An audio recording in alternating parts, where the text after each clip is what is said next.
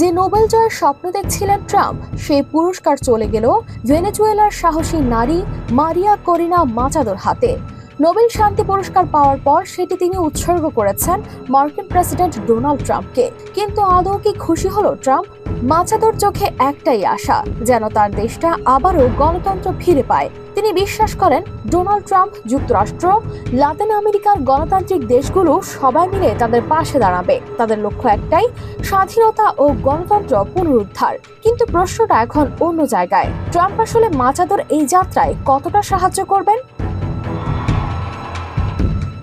ভেনেজুয়েলার এখনকার চিত্রটা ভয়াবহ।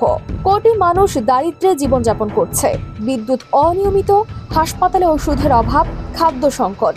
অনেক মানুষ দেশের অভ্যন্তরীণ অশান্তি ও সংকটের কারণে পালিয়ে গেছে, বেশিরভাগই যুক্তরাষ্ট্র বা প্রতিবেশী দেশে।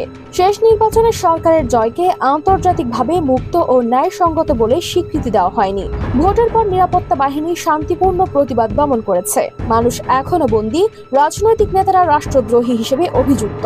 এই পরিস্থিতিতে প্রতিবাদের ঢেউ কমেছে, কিন্তু মানুষ ভয় পাচ্ছে। নায়াসিনামাইড ও স্যালিসাইলিক সমৃদ্ধ লিলি ফেস ওয়াশ, যা ফেসের ডেড স্কিন সেল দূর করে দেয় দ্বিগুণ ফাস্টার ব্রাইটেনিং। মাচাদো নিজেই যেন এখনো লুকিয়ে আছেন, আর যিনি সরকারের পক্ষ থেকে নির্বাচিত বলে যুক্তরাষ্ট্র ও অন্যান্য দেশ মনে করে, এডমুন্ডো গঞ্জালেস, তিনি নির্বাসনে। দুজনই হুমকির মুখে, দেশের ভবিষ্যৎ নিয়ে অনিশ্চয়তা। তবে আন্তর্জাতিক দিকে তাকালে পরিস্থিতি আরো জটিল। সাম্প্রতিক সপ্তাহগুলোতে যুক্তরাষ্ট্র ভেনেজুয়েলার উপকূলের কাছে 4টি নৌকা বোমা মেরে ধ্বংস করেছে। মার্কিন প্রশাসন বলছে ওগুলো মাদকবাহী, কিন্তু সত্যি সেই নৌকায় কারা ছিল তা এখনো জানা যায়নি। কিছু আইনজীবী মনে করছেন এই আঘাত আন্তর্জাতিক আইন ভঙ্গ করছে।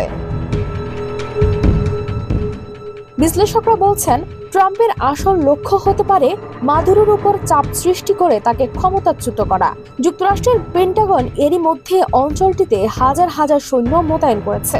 প্রতিবেশী দ্বীপ যেমন ত্রিনিদাদ ও টোবাগো বিশেষ বাহিনী ও রাডার স্থাপনের সম্ভাব্যতা খতিয়ে দেখছে। ভেনেজুয়েলার প্রতিরক্ষা মন্ত্রণালয় সতর্ক করেছে, যে কোনো মুহূর্তে নির্বাচিত লক্ষ্যবস্তুতে হামলা আসতে পারে। তবে এখনো ভেনেজুয়েলার জনগণ, আন্তর্জাতিক সম্প্রদায় সকলের চোখ ট্রাম্পের দিকে। এ যাত্রা কি সত্যি গণতন্ত্রের পথে ভেনেজুয়েলার জন্য নতুন সূচনা, নাকি এটি শুধুই নতুন কোনো উত্তেজনার শুরু?